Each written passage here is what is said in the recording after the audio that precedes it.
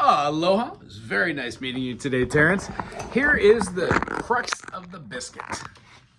When we play the cello, we want to have the headstock right next to our head.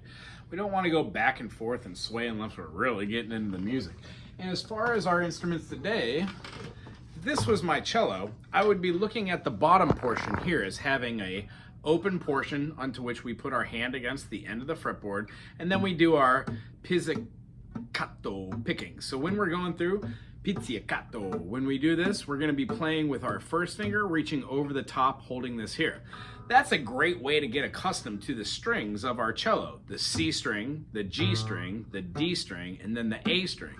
If you need to remember, the lowest string is the fourth string, then our G string is the third, A string is the two, and D string is the two, and then the A string is the one. Meaning, we have from this side over having a C, G, D, A. In order, C, D, E, F, G, G, A, B, C, D, D, E, F, G, A. Gives us the circle of fifths. That's what our notes are.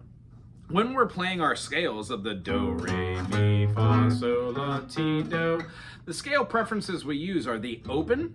We play our first finger on the piece of tape.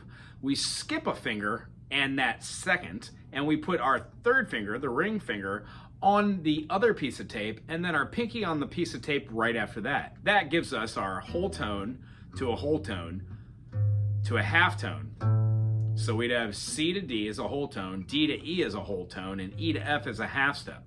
When we play the next string open, it gives us our G. Then we do the same fingering, and that gives us our C, D, E, F, G, A, B, C, ending with our finger right up top. We'll do a quick review on that the next time we get together. But until we meet again, what I want you to do is play pizzicato over the top of these. Play as many notes as you can, and the idea is you're going to be playing with your 1, 3, and 4 finger. Not so much your 2 right now, but we will enter that in when we do a different pattern. What we're looking for are pattern recognitions. As you can see, when we play open, we play the D, we play the E and the F, we play the G, we play the A, the B, and then the C. These two patterns look exactly the same. We will talk about this in the future. But as far as what we would see on the bow work, make sure that your piece is here, you're holding it off to the side, that your thumb is directly on the back but not squeezing too hard. And the feeling of it is to have it right on the back here, just somewhat resting, and it slides up and down with your fingers.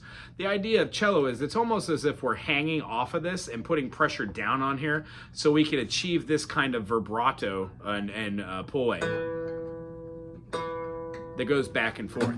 So when we hold like this and we use our bow, what we're trying to do with the bow work is to be parallel. Now, the best way for me to explain this is to explain it in this fashion.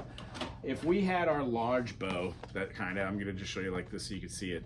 We wouldn't want to go anything like this at the side. What we want to do is hold that bow, meaning 1 finger on the leather, 2 fingers are going to be on the wood, and then our pinky is going to play that silver tighten knot, our adjustment rod or our tension rod. What we're going to do is when the bow is tightened and the horsehair is making it stand, we'll take this bow and we'll go directly across, keeping it as parallel as we possibly can. It often helps to take our bow and do this practice work in front of the mirror. So when you do have this in front of you, you will have a straight line parallel. Notice how when I play this with my imaginary bow, my hand goes out and I do one of these numbers and lift while keeping that wrist as straight as possible, almost as if we are sawing wood. That, my friend, is your first cello lesson, notating the notes of the strings, which are also found in that book. Going through that first page and going through the first 4 examples, playing the D notes, pizzicato, playing the A notes, and then combining those two, and then doing a little sight reading for that last measure. Remember, you could also change the amount of measures and notes that you do. And if you don't understand anything of which we spoke, put it in the comment section, write an email. I'll do a further little lesson, and I'll give you some resources from other cello players out there.